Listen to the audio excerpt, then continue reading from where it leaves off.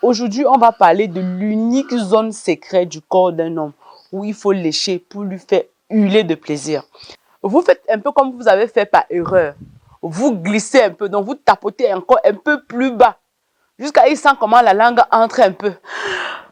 Ah, il va aspirer comme ça. Il va dire, mais bébé, oui bébé, s'il te plaît, continue. Parce que vous allez dire que, ah, yish, qui va aller là-bas?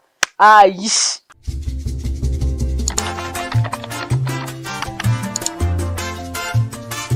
Bonjour et bienvenue dans cette nouvelle vidéo. Je suis toute heureuse de vous avoir à nouveau. Je m'appelle Suzanne. J'espère que vous allez bien et même si ça ne va pas, ça va aller. Si vous me regardez présentement, vous êtes bel et bien sur notre chaîne YouTube Jardin Intime de Femmes. Notre Jardin Intime de Femmes. Où on se retrouve pour parler des choses intimes très secrètes entre femmes. Mais si vous regardez et que vous êtes un homme, vous pouvez toujours regarder car le fait de laisser souvent vos témoignages en commentaire, comme vous le faites souvent pour confirmer, est également très important pour l'avancée de la chaîne. Donc, vous pouvez également rester si vous êtes un homme.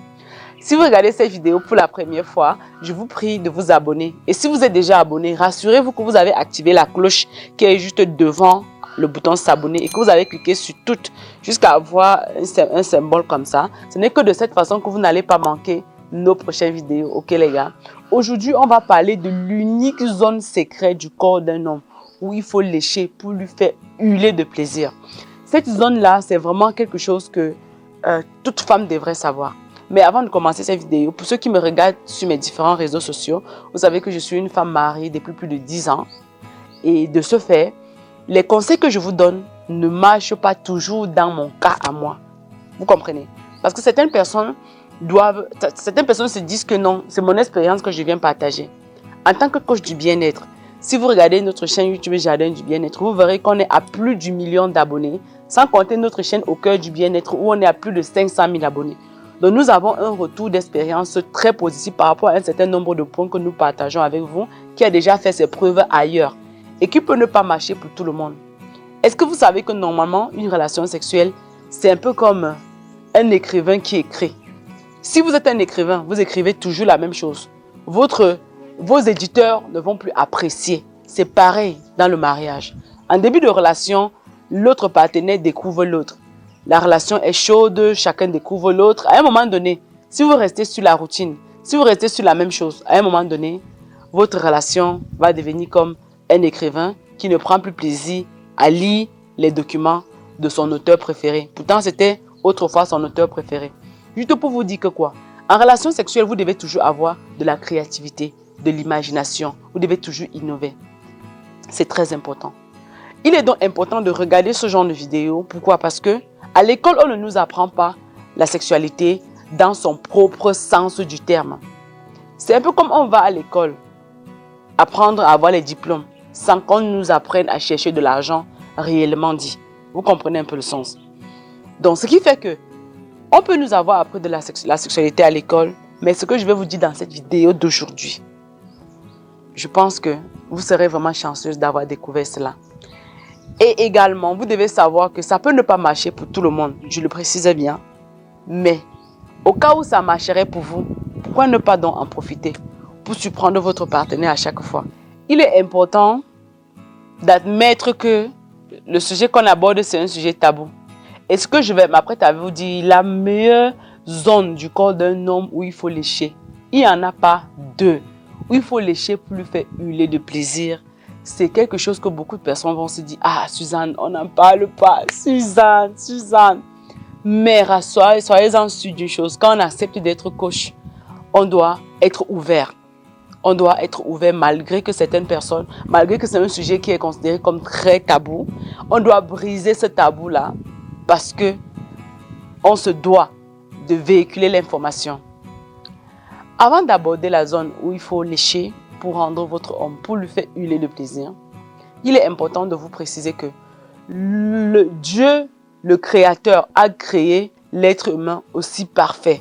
Le corps de l'homme, c'est-à-dire, le corps de l'homme est seulement parfait tout simplement. Quand je dis homme, je dis l'homme avec grand H, que ce soit l'homme, que ce soit la femme. Mais puisqu'il est c'est le cas maintenant du corps de l'homme, son corps est tellement créé d'une façon parfaite qu'il est important d'admettre le fait qu'il est donc nécessaire de pouvoir lui donner, c'est-à-dire lui donner la valeur qu'il mérite, donner la valeur à ce corps-là, en osant faire des choses beaucoup plus avancées et beaucoup plus prononcées, afin que votre partenaire, qui peut-être n'a jamais eu à goûter à ce plaisir-là, qui puisse comprendre que son corps a toujours des surprises à lui faire découvrir. Par exemple, vous savez qu'il y a certaines personnes qui, dans leur quotidien, sont vraiment frustrées, ils sont tellement sur la défensive, ils sont tellement sur les nerfs, ils ont toujours une façon de se comporter. Peut-être il faut seulement que vous partez là-bas, déclencher, dévisser l'endroit qui est verrouillé dans son corps là, afin qu'il commence à devenir quelqu'un de zen, d'ouvert, de sympa.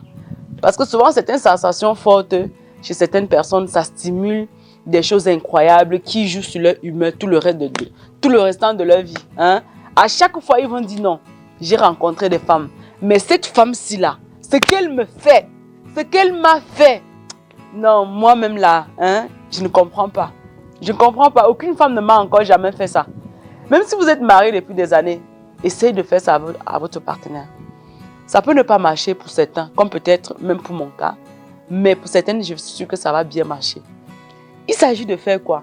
Avant d'aborder l'endroit précis et de vous dire comment vous devez lécher avec votre langue, je dois d'abord me focaliser sur cette zone-là. Tout ce qui concerne le bas de son bijou de famille, donc c'est-à-dire la partie d'en haut là, donc c'est-à-dire quand vous descendez, on va dire ça quoi? On va appeler ça quoi? La cave. Disons que la femme descend à la cave.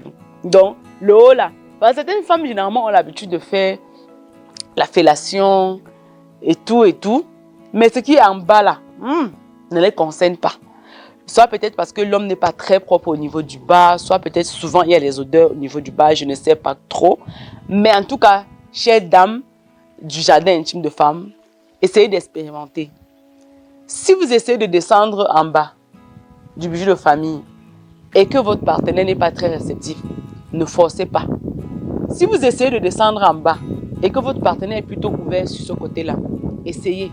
On ne sait jamais. Vous pouvez comme ça dévisser, vous pouvez comme ça lui faire ressentir quelque chose que lui, à chaque fois, il va même augmenter votre loyer.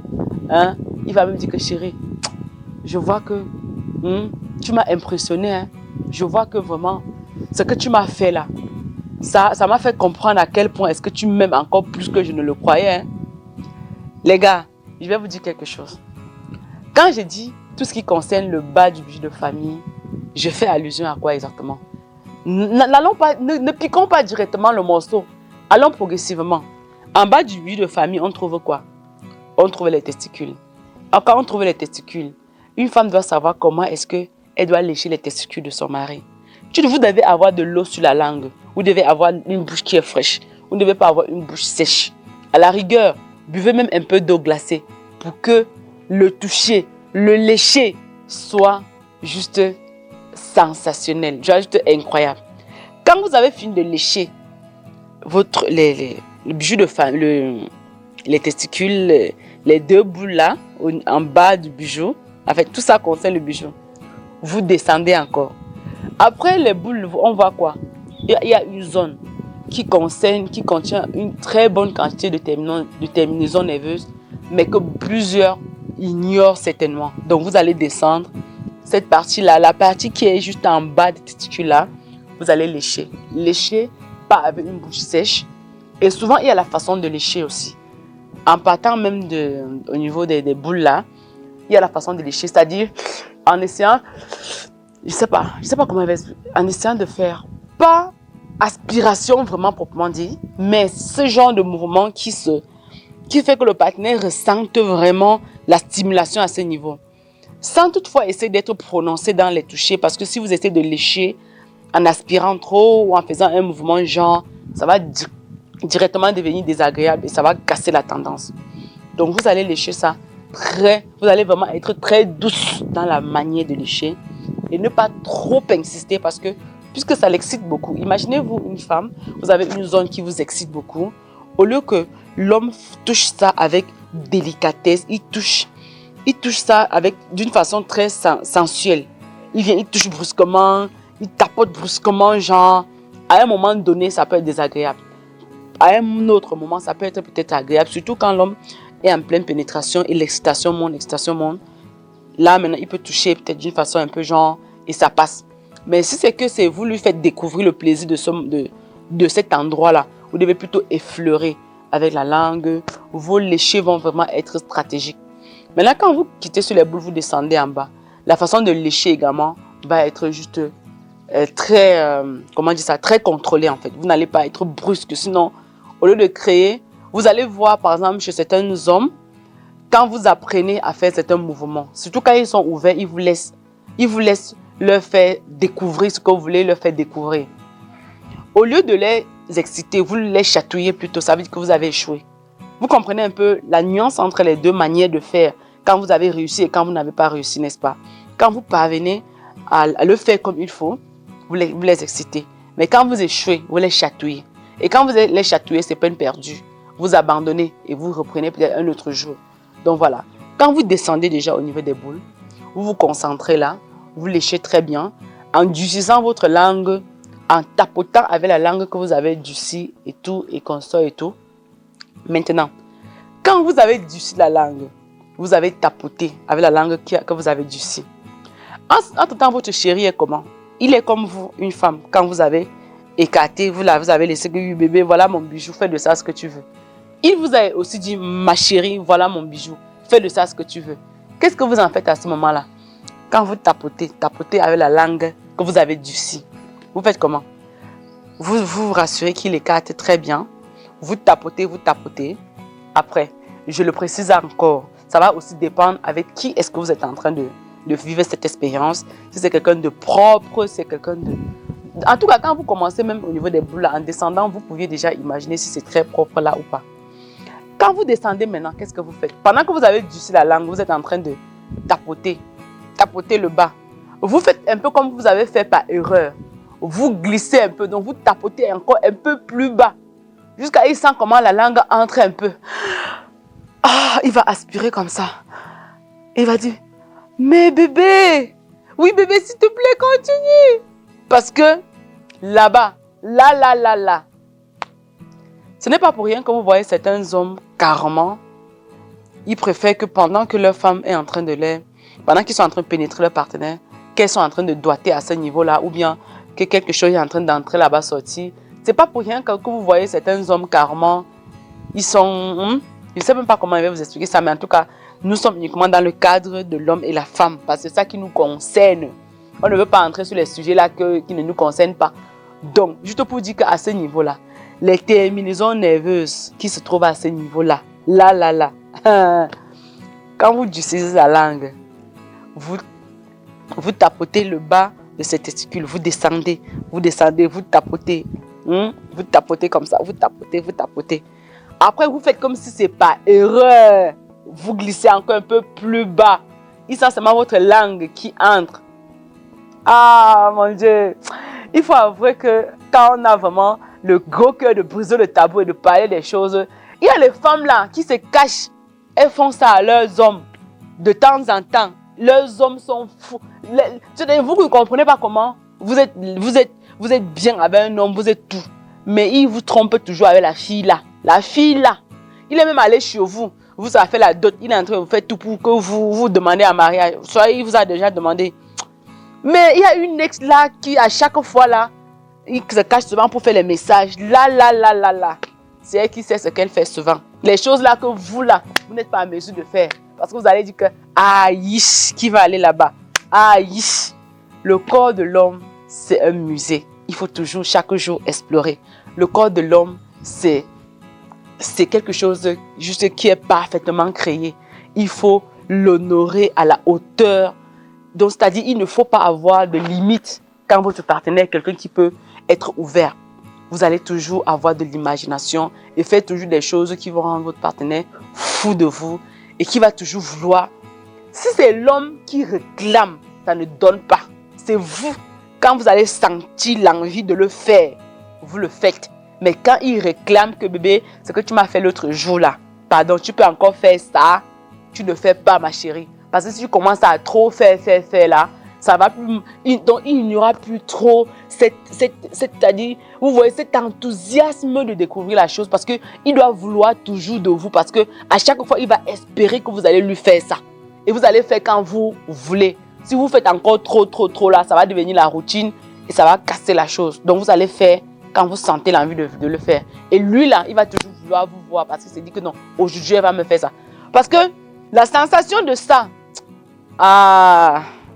en tout cas, il y a beaucoup de choses qu'on va énumérer dans les prochaines vidéos. Pour les femmes peut-être qui ne savent pas comment faire un massage peignant à leur partenaire, des éléments nécessaires qui induisent à donner l'orgasme à l'homme et non l'éjaculation. C'est-à-dire, vous faites à l'homme, il ressent tous les plaisirs qu'il ressent au moment où il éjacule, mais il n'éjacule pas. Chez certains hommes, pour un début, leur corps se réhabitue. Mais quand vous avez déjà fait vivre l'orgasme à un homme et non l'éjaculation, 1, 2, 3 fois, cet homme devient intouchable dans la vie. Parce que quand déjà ce sperme remonte et passe par la colonne vertébrale et rentre dans le cerveau, ça allume une certaine énergie en lui, de sorte à ce qu'il doit être puissant spirituellement, puissant physiquement, puissant dans tous les plans. Quand il va même dormir la nuit et que quelqu'un veut lui faire du mal, il va voir ça avant que ça n'arrive.